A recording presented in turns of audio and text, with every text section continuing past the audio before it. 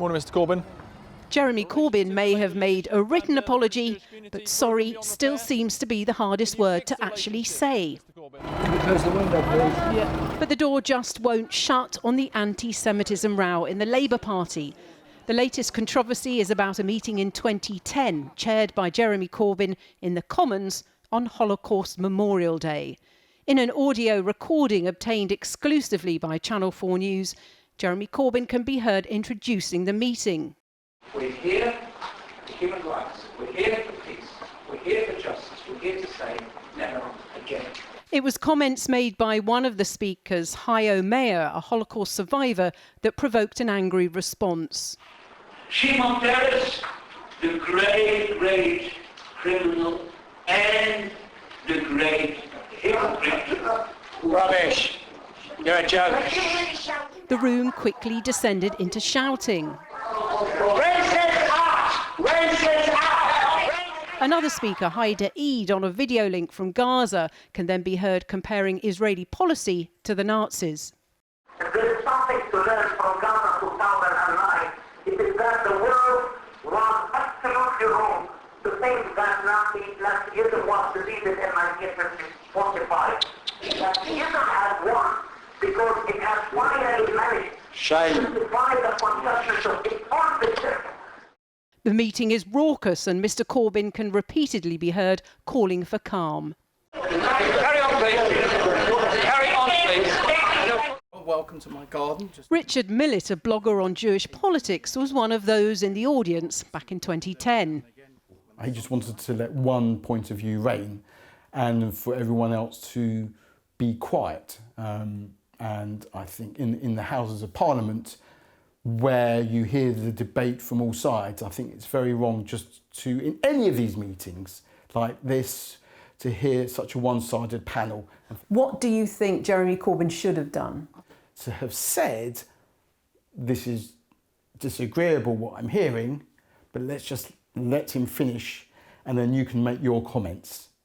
Mr Corbyn has apologised, not for chairing the meeting, but for it causing any offence. In a statement, he says, "In the past, in pursuit of justice for the Palestinian people and peace in Israel-Palestine, I have on occasion appeared on platforms with people whose views I completely reject. I apologise for the concerns and anxiety that this has caused." But that's not good enough for the campaign against anti-Semitism. It's reported the Labour Party to the Equalities and Human Rights Commission. It's 8 years too late. He should have made this apology in 2010. There was an outcry from the Jewish community then. He refused. Even last night, the Labour Party was attacking us for bringing this to light. And only after the pressure really mounted, probably too much for him to bear, then he finally issues what is a non-apology. We don't believe a word of it.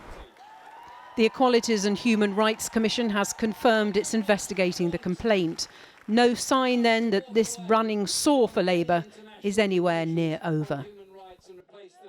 Well, we asked to speak to Jeremy Corbyn or any other senior Labour Party figure, but no one was available. They instead suggested Barnaby Raine, a PhD student and ordinary member of the Labour Party. He's with us today. I'm also joined via the internet by the Labour MP and chairman of the all-party group on anti-Semitism, John Mann, who has said the Labour Party is being seen by most in the Jewish community to have declared war on it. John Mann, can you explain what it is you feel Jeremy Corbyn has done wrong with regard to hosting a meeting with a Jewish Holocaust survivor? Well, the timing of the meeting and the content was highly inappropriate. I mean, Holocaust Memorial Day, which is a United Nations initiative across the world, one that's fairly new, or was in 2010 fairly new, that in 2010 was highlighting the Nazi Holocaust, but also Cambodia, Rwanda, Bosnia and Darfur. That's where MPs should have been. I mean, it's particularly egregious to have an event on such a day in such a way, and I'm pleased that he's apologised for that. And yeah, that's it's kind of adding insult to injury by the timing there. It's deliberate, it's calculated by the organisers, and he clearly made a mistake by being caught up in it. You say he's apologised for it. I mean, do you know what he's apologised for? Because the wording of his apology, which no one's been able to question him about, is about the anxiety that's been caused by it, rather than his actual actions. I mean, I think understanding the anxiety is important, because the big problem the Labour Party's got, it's got a problem. I call it, it's about the soul of the Labour Party. The Labour Party has managed to alienate an entire community, or the vast majority of a community. Well, the Labour Party is nothing if it's not for equality, for everyone being equal. It's what the Labour Party was founded for. The Labour Party ceases to exist if it's not that. And so this is a fundamental issue for the Labour Party to get right. And what we need now is some bold leadership from Jeremy. He can lance the boil on this, and a lot of the poison that's coming from people who purport to be his supporters, usually on social media, with all sorts of bile that they're pouring out, including today, by adopting the internationally recognised definition of anti-Semitism, which he did 2 years ago, but redoing that. And then there's the basis for proper engagement with the Jewish community. And that's what the Labour Party desperately needs. Let me bring in Barnaby Raine. You don't want this definition, do you? You like the Labour Party's approach. Do you think Jeremy Corbyn's done anything wrong when you listen to John Mann there laying it out? Well, I think there was a problem when this story first emerged, that a lot of people felt on the left that this was a factional, political attack on the left and that we should batten down the hatches and defend ourselves from Blairites and Zionists. And now I think people increasingly recognise, and you see this in Corbyn's apology, that we can walk and chew gum at the same time, right? So we can think that this issue has been used factionally, but we can also think that there's a very, very serious problem of anti-Semitism across British society. So what do you think he's done wrong? Just on this issue of the IHRA, because I think the problem is that the solution that we're told will make all this go away relies on saying that while I, as a Jew, should have a right to define oppression, anti-Semitism against me, the Palestinian people shouldn't have the same right to call the state that kills them a racist state.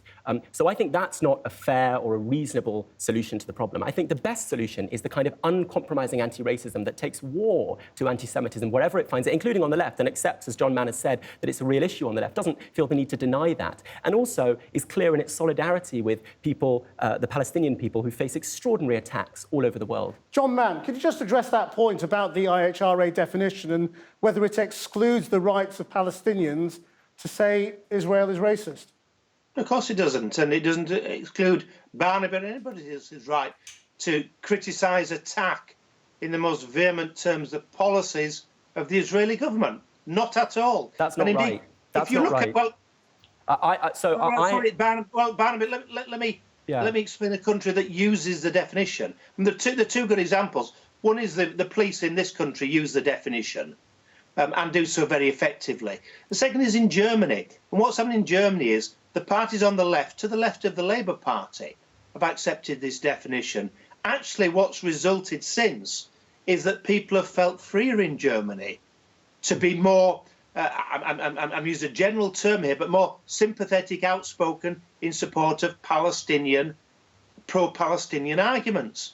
And it's because there is a definition that allows that to be done using appropriate language without falling into racist stereotypes. And Barnaby, you feel you're being closed down? I mean, you're right to say what you really think? Yeah. I mean, it's not just me who thinks that, by the way. Parliament's Home Affairs Committee on Anti-Semitism recommended that this definition should be taken with some caveats to ensure free expression. That seems to have been forgotten now. Council but what is it you want to say that you don't think adopting this definition would allow you to say? It's absolutely clear. One of the examples... So Labour has adopted the definition of anti-Semitism, but they haven't adopted all of the examples, because one of the examples says that calling the existence of a state of Israel a racist endeavour is anti-Semitic. Now, I'm a very proud British Jew. I grew up in the Jewish community and I'm proud of it. I think that the existence of the State of Israel is a racist endeavour because it relied upon dispossessing 700,000 Palestinians who were ethnically cleansed. Now, many of those Palestinians still have the keys from the homes that they were forced to flee. Do you also want to compare the modern State of Israel to the Nazis? No, absolutely not. I think because that's what happened at this meeting, wasn't it? That's obviously highly inappropriate, and I think it's right that Corbyn's apologised. John Mann, I mean, is Barnaby right in his fear that his debate is being closed down? The debate's not being closed down at all. I mean, one of the things the Labour Party took out was the use of Nazi to attack Israel. Now, if someone wants to attack the Israeli government, why would they want to use the term Nazi when the Nazis murdered 6 million Jews?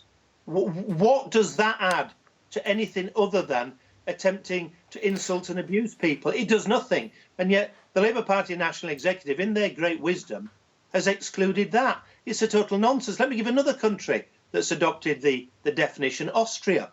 Austria was the first country, the Socialist Party in Austria, and it's the Socialist Party who were behind getting this definition up and running, and behind its adoption in Austria. In Austria, what's happened is that they were the first party to actually recognise the PLO. This doesn't close down debate. It allows proper debate to take place. John, we just lost the vision on your signal, but let me just put that back to you, Barnaby. I mean, do you not fear that there are a lot of false fears running around the internet right now? You know, social media is full of Corbyn supporters saying, you know, this is about closing down debate. We're not allowed to be able to say what's really going on. This is not about anti-Semitism. This is about being allowed to criticise Israel. Yeah. Whereas you just had it explained in two instances there that this is all wrong. Well, I think we need a cultural change on the left, and I think many people on the left recognise that there is this pretty new current, has a long history, but this sort of New World Order conspiracy theorising crowds who really believe that Jewish conspiracies control the world. We need to fight them. But when councillors in Barnet... Do you take them on social media as well? Oh, absolutely, I do.